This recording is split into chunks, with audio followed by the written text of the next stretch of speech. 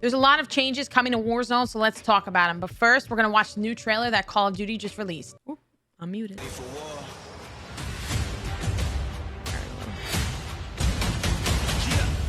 To run it back. Surgeons returns. Okay, we see you. Ooh, that skin looks nice. Nah, we're not doing this with the crossbow again. I mean, this is probably kind of terrible. I'll die. Push forward! Go, go! Okay, we got ranked play. So, I'm wondering if those are new skins or you're going to be just wearing those skins. Okay. Give him some! Infected. That's a good one. I like doing that for community games and stuff. Gun game. Okay. Necessary. Can't believe they ever released a Call of Duty without gun game. 1v1 Gulag. Thank God. That also compensate for my bot teammate anymore, which is nice.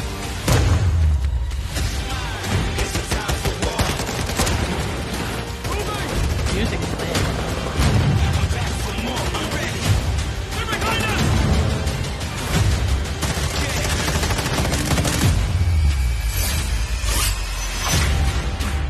Okay. All right. Solid trailer. I'll say that. Ranked play looks good. We're going to talk about it a little bit, and then we're going to get to the real bread and butter, which is Ashika Island and just the Warzone overall updates that they're doing. And do I think it's actually going to improve the life of the game? Treyarch, in partnership with Infinity Ward with the support of the Call of Duty League, Ranked Play will officially be launched at the start of Season 2 following their foundation of the Ranked Play in Call of Duty Vanguard. Treyarch set out to build upon the system, streamlining an authentic online competitive experience for players while offering more rewards to the franchise's most skilled and dedicated players. This innovations include a ranked system overhaul that puts more weight and reward on winning matches, as well as how rank and skill divisions are represented, and the introduction of features such as skill rating, forgiveness, and demotion protection. Okay, so that means that, like, I guess if your teammate leaves, because that was a really bad problem in the past 2 games that they never fixed, that like made it so awful to play ranked when you weren't with a full squad, was that if a teammate left and then you weren't able to just leave because a teammate left and then you were 3v4ing, it was a horrendous system. For those unfamiliar, check what it has to offer. So these are the basics. Ranked Play is the official competitive 4v4 multiplayer, which we know, experience for Modern Warfare 2, much like most of the other games. Let's kind of skip past this. I feel like it's just basic news. Just like the Call of Duty League, each Ranked Play match will take place on a map and mode from the following list. So it's going to be the same list as what the pros are playing. It's going to mimic their rules. It's going to mimic their bans. Everything is the same. It's essentially competitive Call of Duty for the, I don't want to say the casual player, but more or less so, the AM player. All right, so this is kind of how it's going to work with the SR. You're going to start at bronze, silver. So you get different things depending, and if you rank 50, you get that's cool. All right, that's a cool skin. That's ranked veteran. That's a ranked veteran operator skin. I like that. That's nice. That's really cool. I know it's subtle, but I like it. It's kind of like the nuke skin. Tips from the pros. Outside of playing the game and learning from experience, how else can you prepare to start the Ranked Play? At Major 2, hosted by Boston Breach, Atlanta FaZe took home $200,000 and 65 CDL points. We asked COD League players for some advice, mastering the game's competitive modes. Search and Destroy is very situational. Okay, so this is just kind of tips from the pros. I'll leave this up here for a second, so if you want to read it, you can. But yeah, overall, I think that was a great... I think this is good. I think this is a nice addition to Call of Duty, and obviously it's kind of necessary. Okay, so let's get into the bigger stuff, which is Ashika Island and all the Warzone updates. So it looks like that they're going to be starting to bring in some new contracts, as well as we know there's going to be more opportunity for money around the map and more shops. That was a big issue. It still is obviously a big issue right now.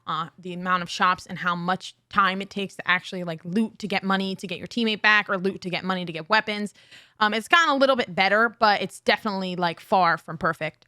Okay, so we got some additional new features, notable changes to Warzone, including an updated Gulag. So we know that the Gulag is going to be 1v1 now. There's going to be no more 2v2, which I know is a big change that a lot of people were asking for.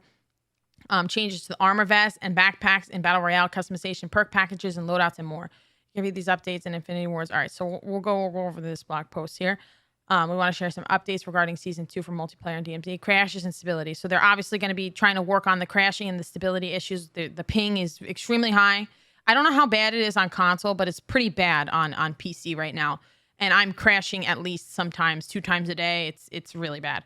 A number of UI fixes / updates, new My Bundle screen. So they're going to fix a bunch of the UI stuff, which obviously is also a lot of people have talked about how poorly the UI was in design. Weapon balancing is something we are always analyzing, and we'll be balancing weapons for season 2, just like any other season or mid-season update. Details on weapon balancing can be found in the launch patch notes. We're excited to discuss some changes to armor below. Okay, so we don't have the weapon balancing yet, but we know that there's weapon balancing coming. So 1v1 Gulag. I won't get too much into that. I feel like it's pretty common sense. The cash economy, which is what I was talking about earlier, that they're going to be working to better the cash economy and just how much money can be found around the map. Loot and inventory. This is going to be a little bit more detailed. As announced last week, we're shifting away from loot windows menus to floating loot that will now drop. So it's going to be like standard Warzone. It's not going to be like what they introduced. Obviously, in Warzone 2, it's going to kind of go back to the old way of things where things just drop on the floor in front of you. We're excited to see the new backpack system give players the agency to customize their inventory for a desired playstyle role within a squad. And our continued efforts to balance engagements, medium, large backpacks will no longer be available, and eliminated players will drop loot on the ground. So it's no longer going to be that you have to loot somebody's backpack like how Apex was. I think it was a good idea, and I actually didn't mind it. I just don't think it worked for Warzone. Loadouts have always been a core part of Warzone's Battle Royale and something we pay close attention to. The changes players have seen within the launch of Warzone 2 and since then have ultimately been in pursuit of the most fulfilling experience for the individual. All right, we'll just kind of skip through that. Primary weapons will continue to be available at the buy stations, but now at a more affordable price point so that the players can pursue victory. Okay, so they're going to make it even lower. I'm okay with $2,500. I don't think that's too bad. And then the 3-plate vest. This is a big one. We're continuously evaluating the pace of combat engagements and have decided to make a change. All players will now start with a 3-point plate vest, three plate vest. Varying sizes of vests will no longer exist in Battle Royale loot. This standardization will bring more of a reliable feel to each engagement from the get-go. So there's going to be no more like one person has a 2-plate, one person has a 3. Everybody's going to have a 3-plate. I think that that's a good change. I think the time kill is too fast. I think it's necessary that everybody has a 3-plate. Movement. They're bringing back slide canceling. No, I'm just kidding. We have made an important tweak to movement that should yield better outcomes for players in combat. Starting with season 2, players will be able to bust through doors while plating. This is what I was talking about. It's so awful. It's my least favorite thing. I've said it since the game came out. I was like, you can keep your slide canceling, Call of Duty. Keep it. But please, God, let me open the door while I am trying to plate, because I can't tell you how many times I have to tell myself, don't plate. Just don't plate. Just don't plate. You stand a better chance at winning a gunfight. So I think that this is a really good change, and I don't think it's going to make a big difference in the skill gap overall. Starting with season 2, players will be able to bust through doors while plating the way that they would if they were sprinting. This change includes a slight increase in movement speed while plating to enable players to get to cover faster in moments of need. Okay, so that's a good change. I think that was a very much needed change. Buy stations. This is the other thing I was talking about earlier. In order to make buy stations and they're good, easier to access, we've revamped our approach. Spawn locations have been added / adjusted. Spawns will be static across the map, and loadout drop markers have unlimited stock at all stations. As always, we continue to monitor the global balance. So they're going to watch this. They're going to keep an eye on it. Strongholds are an alternative game experience. Why? I need some water or something. I can't talk. With high-end payoff for those willing to tackle the objective and for others interested in robbing players on their rewards. So I think that they're going to be giving out more loot for strongholds. It's more unique stuff. It's my understanding they're going to be switching that up completely. I don't really play DMZ, so I'm going to leave this stuff up here just for you guys to see it. I see it's kind of cut off there. Hold on. Let me move myself. There we go. I'm going to leave this up here just for you guys to see it. And then I'm going to do the same thing with multiplayer. I'm just going to have it here. So if you want to pause the video to read everything you can. And then I'll leave the rank play stuff up as well. I'll link both of these blog posts in my comments so that if you guys want to go through them yourself and kind of pick apart, because everybody's experience with Warzone is different, and Call of Duty. So I just want to make sure that you guys, I'll leave these links in my comments below so that this way you guys have access to them and can kind of pick them apart for your play style. Overall, I think that this is a really solid, much needed update for Call of Duty. Do I think that it is make or break for the franchise?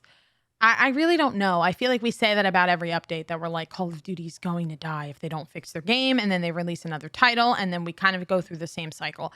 So I'm just going to take the update for what it is. Enjoy Resurgence. And yeah, I hope to see you guys on Ashika Island. Peace.